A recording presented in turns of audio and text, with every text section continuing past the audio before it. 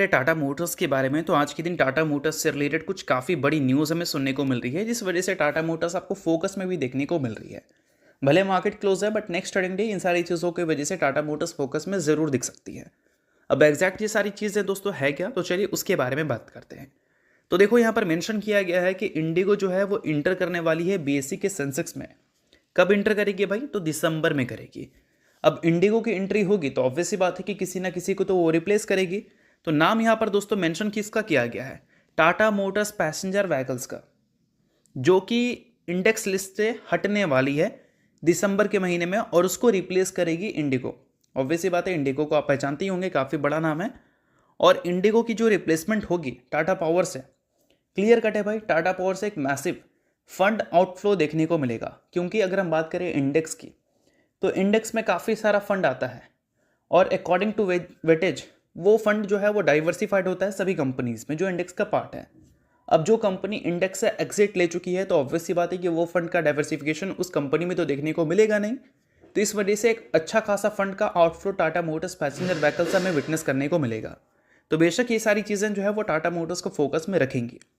अब दोस्तों इन सारी चीज़ों को थोड़ा सा डिटेल में समझ लेते हैं, और ये कोई रिपोर्ट नहीं है, ये ऑफिशियल खबर है।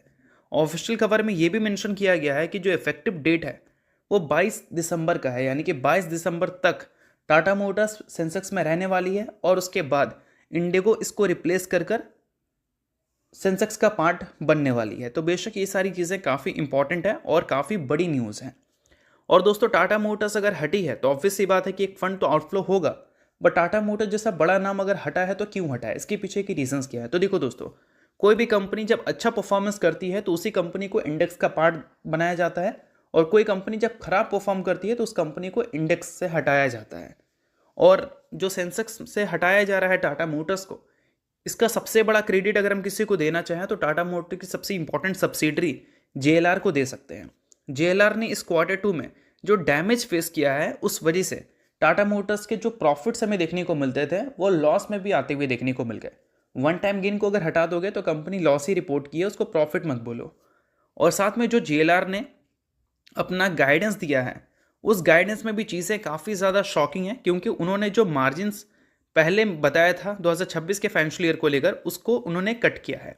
अब देखो यहाँ पर मेंशन किया गया है ब्रोकरेज हाउस की तरफ से कुछ एक्सपेक्टेशंस, जिस पर बताया गया 26 से लेकर 28 तक जो कंपनी के कंसोलिडेटेड इबिट्टा है वो फिलहाल एस्टिमेट किया गया है 5 से लेकर 8% तक। और सॉरी, एक्चुअली यहाँ पर मेंशन है कि कंसोलिडेटेड इबिट्टा एस्टिमेट जो है वो 5 से लेकर 8% तक 26 से लेकर 28% तक कट किया गया है। यानी कि 5 से 8% तक जो कंसोलिडेटेड इबिट्टा के एस्टिमेट थे उसको कट किया गया है, ठीक है। और दोस्तों यहाँ पर जेएलआर ने जो वॉल्यूम गाइडेंस दिया था पहले, सॉरी वॉल्यूम ने मार्जिन गाइडेंस जो दिया था उसको भी उन्होंने कम कर 0 से लेकर 2% कर दिया है। और जेएलआर ही टाटा मोटर्स का मेन सोर्स ऑफ रेवेन्यू है, ऐसा भी हम बोल सकते हैं। 70% से ज़्यादा रेवेन्यू यही देती है, तो अगर उसके खराब परफॉर्मेंस आएंगे तो पूरे कंपनी का ही खराब परफॉर्मेंस है, ऐसा हम बोल सकते हैं। ये एक सबसे बड़ा रीज़न है जिस वजह से बोल सकते हैं कि सेंसेक्स से इसको हटाया जा रहा है। और ये सारी चीज़ों को ज़रूर आप नोट कर सकते हैं, और साथ में डीमर्जर की वजह से जो वेटेज है वो भी कम हुई है, ये भी एक रीज़न आप मान सकते हैं।